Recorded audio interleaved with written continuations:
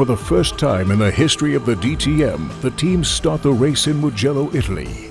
Mattias Ekström begins in pole position with Tom Kristensen beside him.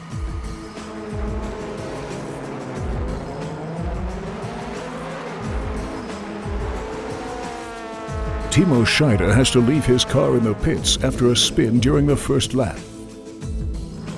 On lap 3, Lucas Luhr gives up, and Jamie Green skids through the gravel after a problem with his front left wheel. Vanina X also gets stuck in the gravel after a spin. The first big rush for the pits. Tom Kristensen arrives for a pit stop at the end of the lap and loses a lot of time due to problems. This puts Mattias Ekström and Martin Tomsik back in first and second place.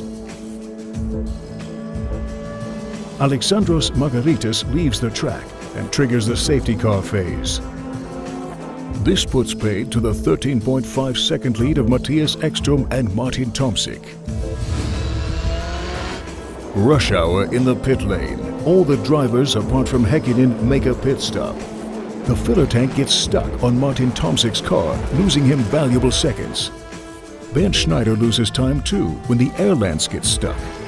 Mika Häkkinen, who started in 15th place, is now in the lead.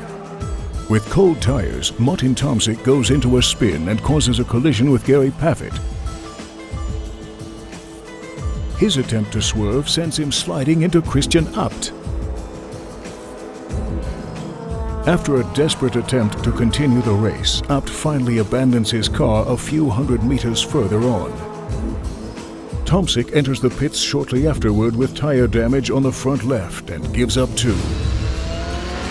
Häkkinen is in the lead, ahead of Mattias Ekström. The fight for first place is reaching its climax. Mika Häkkinen is the first to cross the finish line. He drove 20 laps on his last set of tires, longer than any other driver. In second place is Mattias Ekström, ahead of Paul de Reste. Susie Stoddard comes in 10th and gains her first top 10 placement of the season. And here are the results.